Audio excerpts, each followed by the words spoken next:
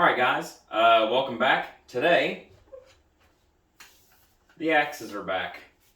Not your exes, don't worry. All we're doing today is I'm going to go into how I sharpen my Hoffmans, my council tools, my Lamacas, all that. And might even get into some chopping, you know? Weather's warming up a little bit, the snow's getting ready to leave us. And yeah, do what I originally did on this here channel. So right now they're actually pretty sharp, but I'm going to tune them up. I'm going to start swinging a bit more now that things have calmed down just a little bit. I need to get back into shape for the cordwood challenge that's coming up here in 4 months or so. Like I said, they're not in bad shape, but some of you don't want to or know how to sharpen your axes. And I say want to because you spend a lot of money on something like this, or you care for something and you don't want to mess it up. I ain't saying anybody's not willing to put in work, just sometimes you're afraid to, but it's not really that big of a deal. Let me see, get some water on this here stone.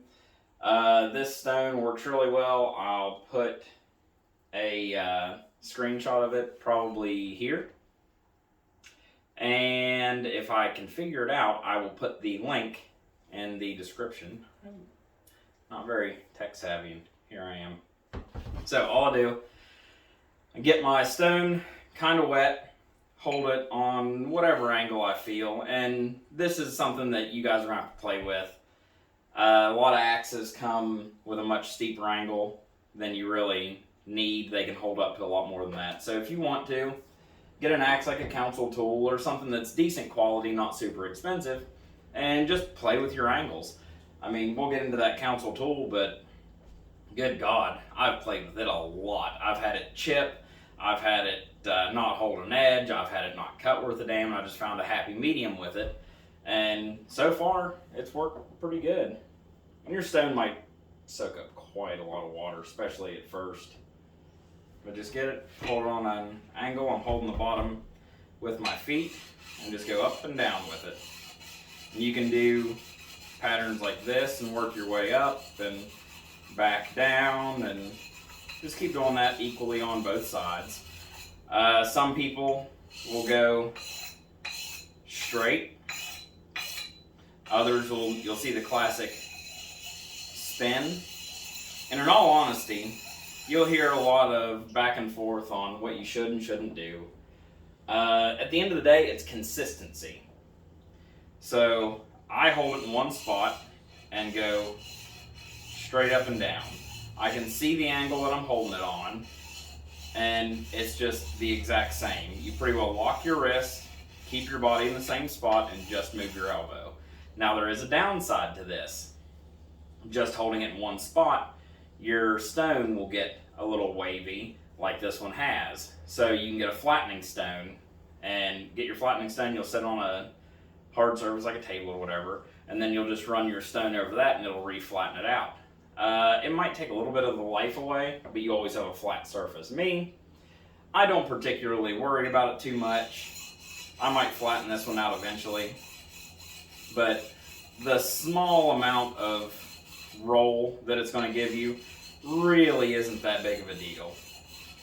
And all you're doing is you're picking the angle that you want on here, and you're just running it up and down, and you'll get to where you can feel a burr. I haven't quite made it there yet, but you can go at a steeper angle and get that burr to come faster, and you can move on to stropping a lot quicker. But there's a consequence to that, because then you have a much steeper edge and it doesn't cut as well. I accidentally did that with this thing, and I actually had to take a flat disc from a grinder and resurface most of it. I'll show you. But just get it like this, straight up and down, nothing big. And you'll do that for a little while. And then to do the other side, you'll not use your left hand. Get it, flip it over, rest it on your shoulder. And it's a little bit of an adjustment. You'll probably not like it at first, like I never do. But you can see your angle real easy. And then same thing, exact same motion. straight up and down. Walk your wrist.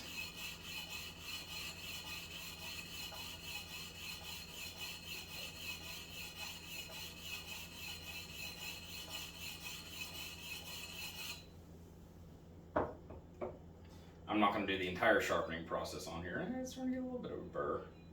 And whenever you're looking for a burr on these, make sure you have a burr the entire length of it. And it's a decently even burr, because what you're going to do is you're going to come back behind. This is a strop that I got off of Amazon. I will put its link maybe in the description if I can figure it out, but here's the picture. So, you just get this. I put some green compound on it, just like $9 for a pound, and it's a lot. And you're just going to run it straight down it. A little bit steeper of an angle than you ran your stone. You're not going to hurt it. And what this is going to do is that'll knock your burr off of either side. And you put a decent amount of pressure to it. And you'll just flip to the other side and do the same exact thing.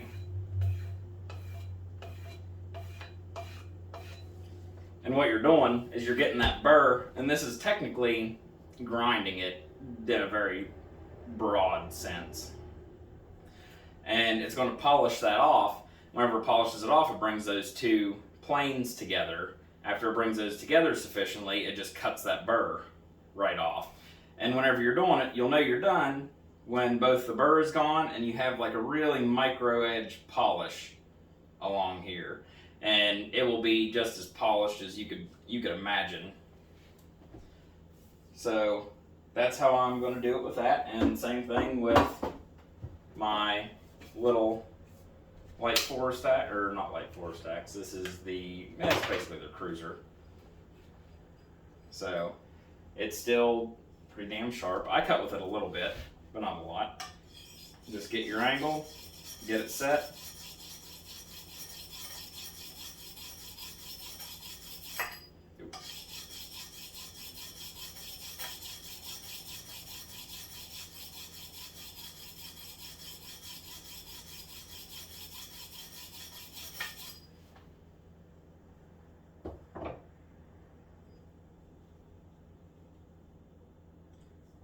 And on here, I can see how they ground it and how they convex the edge, especially on this polished surface. You can see where the grind of the stone is, and then you can see where it hasn't touched yet. So I might have to adjust this a little bit, or I can take the coarse side and resurface that, and it'll redo my cutting edge. And I'll do the same thing on this other side, because these are apple seeded pretty good. This thing cut really, really well.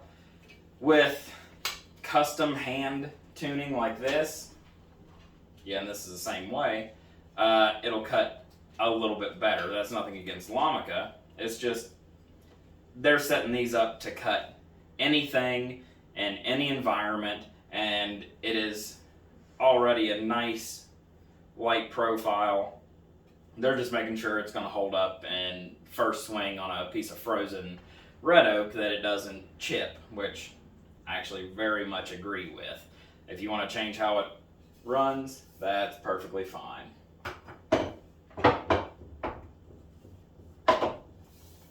Then the old council tool sport utility on my homemade handle. You can see how far back all of this goes, and that is a straight line on both sides, and it's a very aggressive angle, but it holds up really well. Another video I'm going to do is comparing this to my farm axe, just side-by-side comparison. Felling a tree, limbing, all the basic duties. I might bring the 3-pound camp axe in. I'll probably use this for most of the limbing, but yeah. A lot goes into this if you really want to get the most out of your swings, but at the same time, don't overthink it. Just play around with it, see what you can do, see what you can't do, and your environment's going to change. I'm here in the middle of West Virginia. We have a lot of hardwoods out here. Sometimes it gets -1 like it was the other day. Other times not so much. So you have to really build the edge to line up with what you're doing. I mean, you can get an axe like this for, God, it's been so long. I think I paid $60 for this and changed the handle. And this thing is a performer. So don't be afraid to go out there and get something that's decent quality and just run with it. Get a stone, get a strop, and just see what you can do. A file will help you out a lot if you're trying to really get these cheeks pulled down. That you're going to want to get a good file, get a Nicholson file or some other higher end brand. Spend $50 on one, it'll last you forever. And we might go over that in a different video, clamping these in and reforming the profile of this and getting it just so. But yeah, I'm going to go ahead and get these sharpened up, well, tuned up, and hopefully we can get out and still good, and get out and still go and chop on some wood, because I haven't been able to do that much here lately. 80-hour work weeks and whatnot kind of kill all that. So yeah, have a good day, and I will hope to see you on the next one. If you could like, share, and subscribe, that would be absolutely awesome. Really, just a like helps me out a lot. Builds the ego, really gets me going. A subscription is just right through the moon. So, but yeah, if you want to see some more of this, I know there's been a lot of mechanic stuff on the channel, which there's going to be, because that's, I wouldn't say what I base a lot of my life around, but it's a big part of it. Mechanicing, axes, shooting, all the fun stuff. So, yep. I'm going to stop blabbering and get to work, and hope you guys have a good one.